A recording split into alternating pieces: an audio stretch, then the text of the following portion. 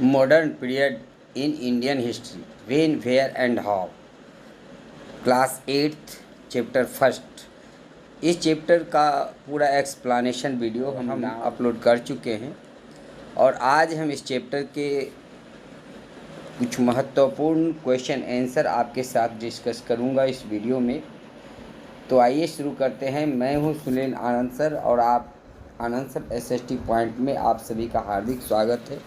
अगर आप हमारे चैनल पर नए हैं तो सबसे पहले इस चैनल को सब्सक्राइब कर लें और वीडियो को अगर अच्छा लगे तो लाइक भी कर दें।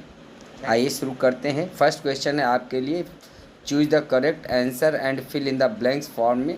फर्स्ट क्वेश्चन है, the industrial revolution occurred in England in the dash century.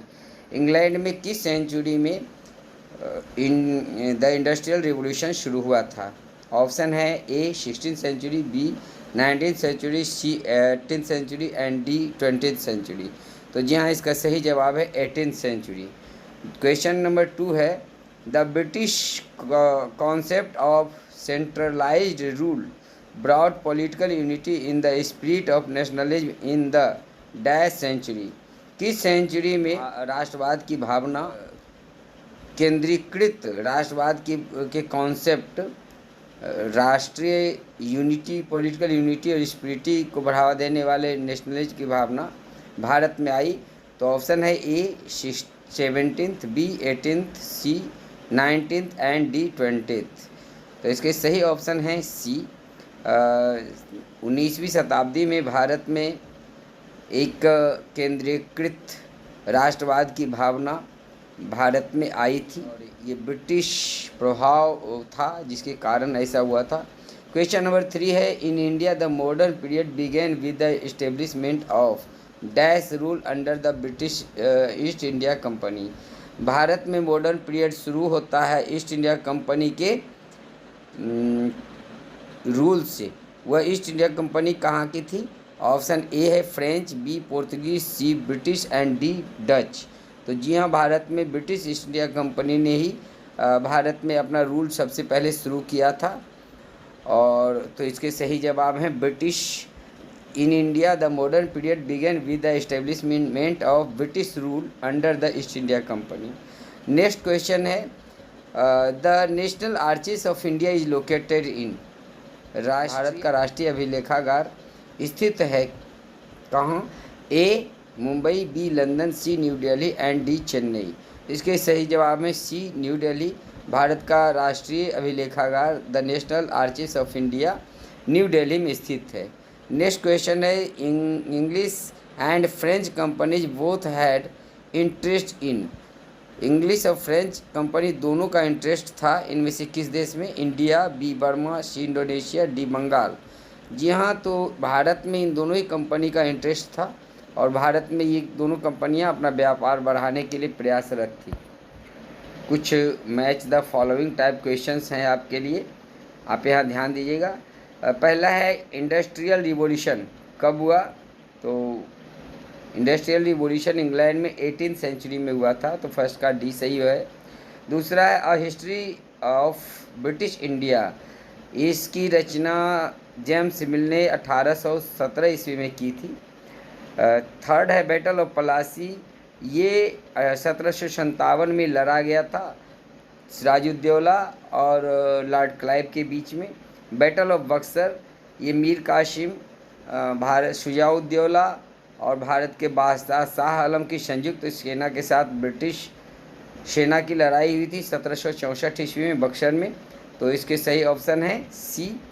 Next question है C, state whether the true और false. If false correct the statement. इसमें ट्रू और फॉल्स है, अगर जो फॉल्स है उसको सही करने हैं। पहला है, the battle of Plassey and the battle of Buxar give the British complete control over the Bengal. बिल्कुल सही है।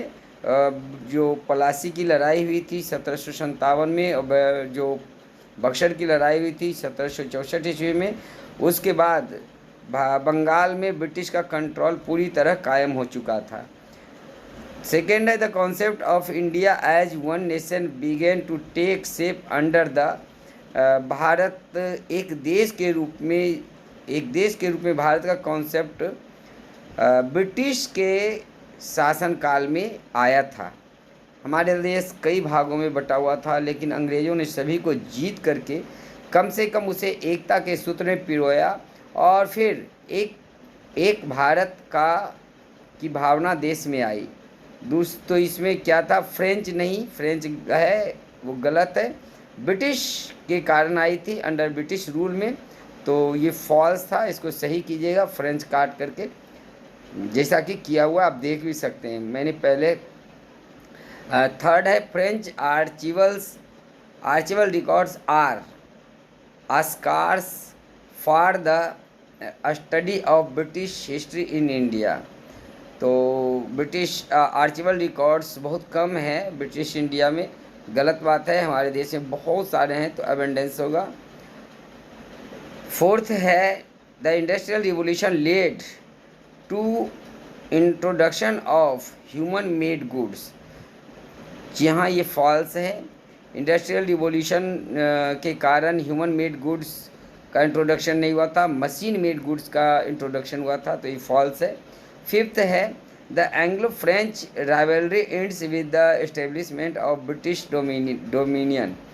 एंग्लो फ्रेंच रिवलरी का अंत हुआ था भारत में ब्रिटिश के प्रभुत्व की स्थापना के साथ ही। जी हाँ, अंग्रेज़ों ने फ्रेंच को हरा दिया था, जिसके बाद भारत में ब्रिटिश साम्राज्य की स्थापना हुई थी, उसके प्रभुत्व की स्थापना हुई थी। तो ये जो है सही आंसर है। Next D a fill in the blanks के फॉर्म में the British began their scheme of territorial expansion in India by establishing dominion over the province of. जहाँ ब्रिटिश के टेरिटोरियल एक्सपेंशन की शुरुआत भारत में बंगाल से हुई थी, तो इसमें बंगाल बढ़ाएगा। सेकेंड है after the industrial revolution goods were manufactured in dash. तो जहाँ ब्रिटिश इंडस्ट्रियल रिवोल्यूशन के बाद जो सामान थे वो फैक्ट्री में बनने लगे थे, इससे सही होगा फैक्ट्री। थर्ड है हिस्टोरियंस शुड इंटरप्रेट